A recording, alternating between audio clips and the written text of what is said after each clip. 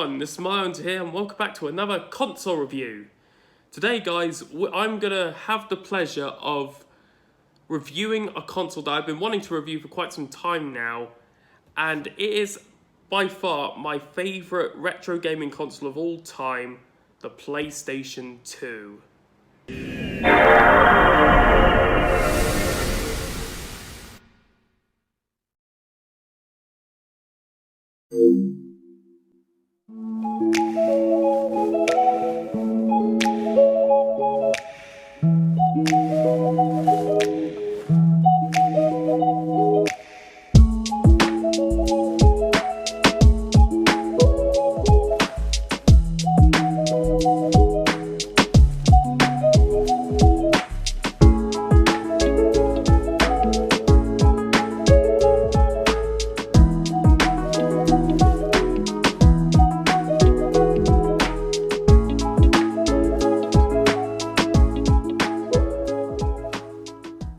The story of the PlayStation 2 dates back to 1994, the same year the original PlayStation came out. Right after they had released it worldwide, Sony decided to go right to work on making the PlayStation 2 and how it would be beneficial for the 21st century. So they drawn up some initial concepts and we ended up with this design. What made the PlayStation 2 really successful was that it wasn't just a games console. It was, in fact, it had a built-in DVD player and it had backwards compatibility with PS1 games, so you could enjoy all those original PS1 titles on the PlayStation 2.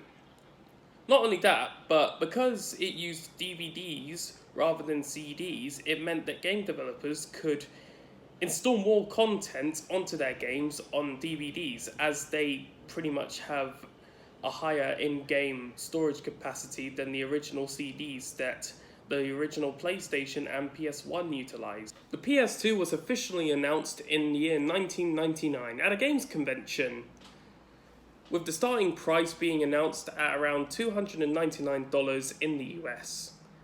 The console was officially released in the year 2000, around about in the Japanese market, before later on going out globally. This one I have in front of me is the PS2 Slim version, which is the basic normal PS2, but in a slimmer, more lighter configuration than the original fat model released during the launch date. What was also a key feature on the new PlayStation 2 was the brand new DualShock 2, which had the same configuration as the original DualShock 1, but it came in a black plastic finish, had better rubberized grips, and it also had pressurized buttons. So for example, if you're playing Gran Turismo, to accelerate you press down on the X button hard, and for coasting you only press the X button lightly. Unfortunately, the PlayStation 2 does have its downsides. Whilst the hard drive could store a little bit of storage, you still had to rely on the memory cards that Sony produced themselves in collaboration with Magic8. It would also be the one of the first consoles ever to feature online play. So on all consoles, it is fitted with an Ethernet port, which allowed your PS2 to connect to the internet. However, you would have to rely on the developers themselves to create their own online servers, as during that time, Sony didn't really have enough money to create a full-on online network, or at least until the PS3 was announced in 2006. Once you load up the PlayStation 2, you will really see the difference in graphics. Whilst the original PS1 was running, graphics a little bit poorly, the PS2 is a definite improvement over the original, as I will now demonstrate by running one of its famous titles, Gran Turismo 4.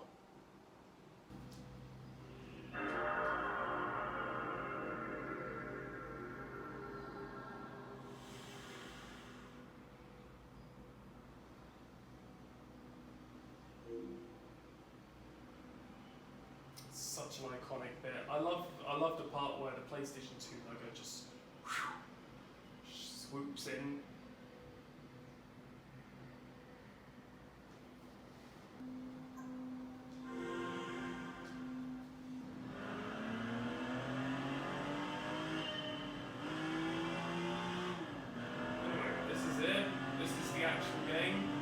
I can already tell the feedback coming from the controller is way better than on the PS1, on the original DualShock 1. Because, pretty sure I mentioned this in the last video, but I didn't really have much feedback coming from the analog sticks. And it was kind of disappointing.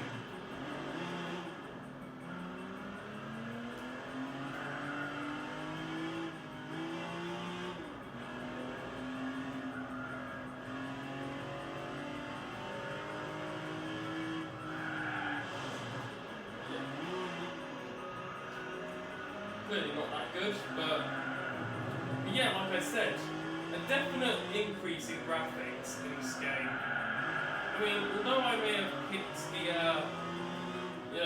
this is technically the 4th Gran Turismo game so far, but it's alright, the PS2 can definitely handle these sorts of graphics.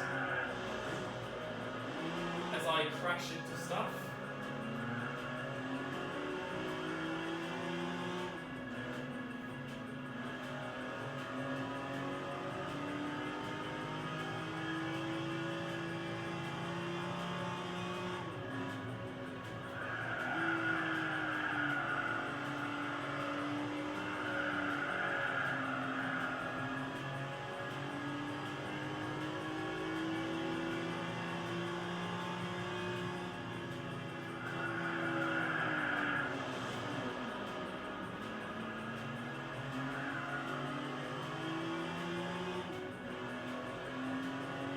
As you see, I'm not really talking that much because I'm actually trying to beat the game. That's when you know you've done really well. As you're a game developer, you would want most of your audience to actually act engaged into the actual gameplay.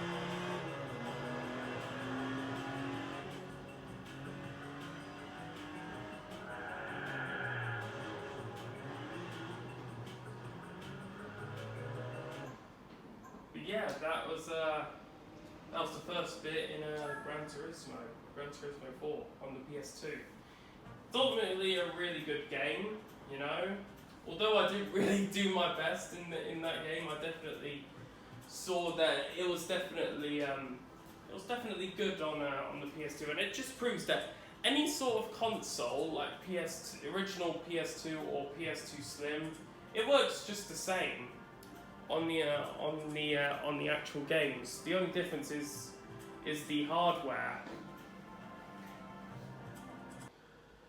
So then, what's my final verdict on the PS2? Well, it's one of my favourite consoles. It has brilliant graphics power. It's the greatest gaming console of all time, the best-selling gaming console of all time. It runs DVDs, it runs CDs, it's backwards compatible with PS1 games, and it has a really good fan base. So yeah, it's a really good console, Nowadays, Sony has moved on to, other products like the PS5, but you can still get a PS2 on the used market for quite a good deal. Anyway, thank you so much for watching. This is a video that I've been wanting to make for a while now on the PS2. And yeah, I'll see you in the next video, or the next review, hopefully.